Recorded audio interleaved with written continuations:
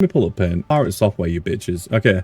Namor. Why is he useful? Namor has a few options, right? He's got his bubble. He has his squids. Normal. Attack. His ult. So we're going to go to one of these options. And I'm going to explain basically how to utilize each one in a gold silver lobby to make sure you can get up to there and push further as well. First of all, the bubble. The big bubble. Now, you are in the bubble. Happy as Larry. Okay? This is you, Larry, Aquaman. Bubble. Now, why is the bubble good? Because it is 100% impenetrable. Okay? This big water guy you are in, no one can hit inside of it. Alright? You cannot get stunned in it. It is crazy good. Okay? So, how is that good and how should you use it? Alright, so there's a few characters in the game who can basically blow your team up. Alright? So, we have Scarlet Witch. When she's very angry, she will destroy her path. Yeah.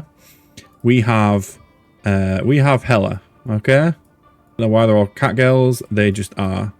And when she hits, she will penetrate everything in her path. Okay. And you've got your squishy team sat in a pile as they are in rivals, all together, all bunched up, and you know they're just getting lined up for slaughter.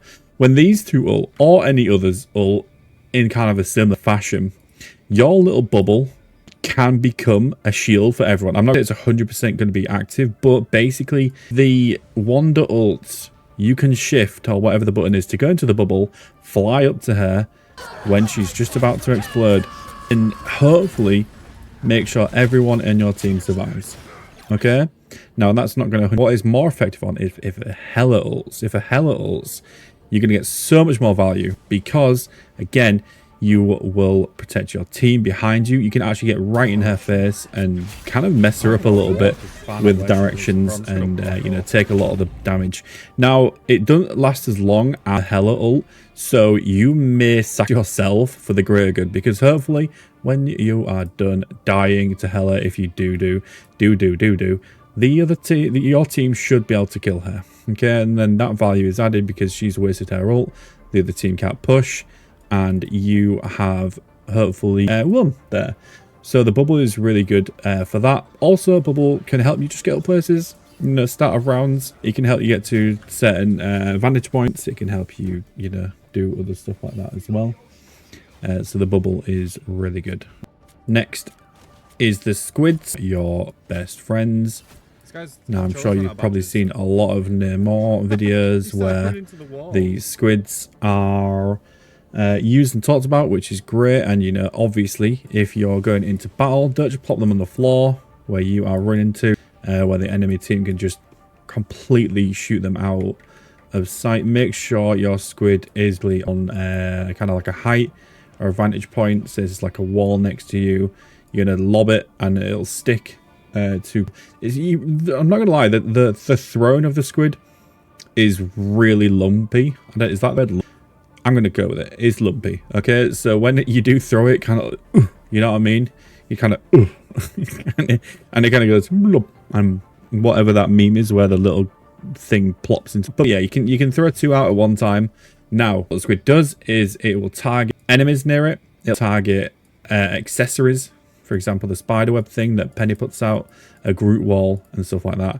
Really good tech. Now, if you do hit the enemy team, and I believe it is a headshot, the squids will then get very angry at the person who you have just targeted and basically harass them. They will go into overdrive and help you out on that. You'll hear like a little dink. You hear that little dink? These are go like a turret, like a hard ass turret. Now, what you want is the goddess Luna, because what Luna, it'll give you another fucking squid. So you got squid 1, you got squid 2, right? Let me just draw these. Okay. Now with a Luna ult, you get squid 3. Now squid 3 is also a little icy. Now with 3 on the field, and don't clump them up in an area, in one area.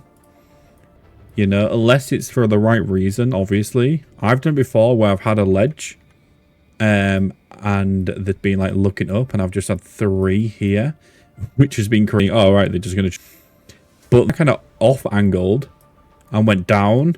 So when I started pinging the team, just went crazy, melted everyone. It's great tech. Try it out. So yeah, 3 potential squids, often 2, and you want these out all the time. So whenever you see the little squid cup, if you're having a one-to-one with a tank, get it out.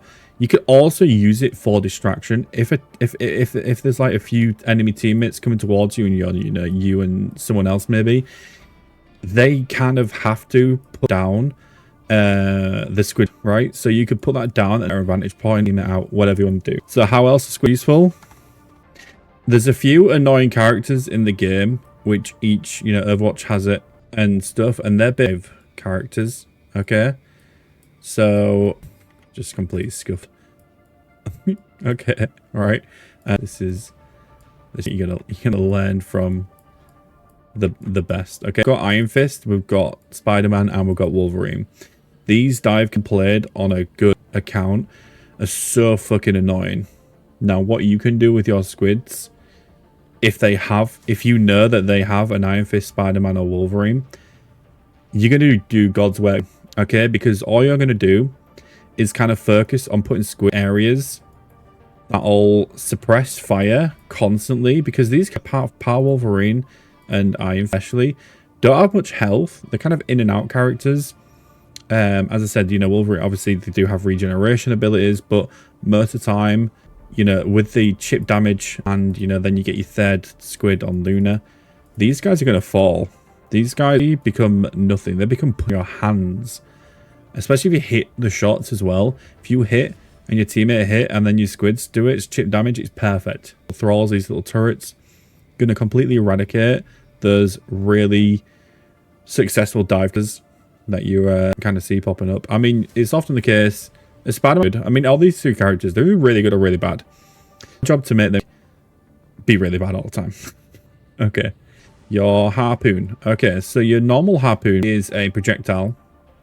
So basically hits it, maybe one's here, but here it's still going to go where you go. It also has a bit of a dip on it as well. So you want to, if they are far away, I don't know exact meters. I mean, it's in game, it's hard to judge, but basically if they're far away, you kind of want to hit it above them and to the direction where they're going as well, not where they are. I mean, it's hard because a lot of the time they go left, right, you know, moving around, hopping around. But as soon as you hit that shot and you have your squid down, you're gonna just increase that DPS completely.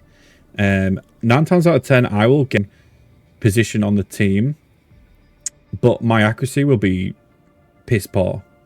It's because it's kind of hard to hit with the harpoon. Click whatever it is on controller, the base standard attack. It is really hard to hit this this attack right here. So if you can, you know, practice leading the shot and stuff.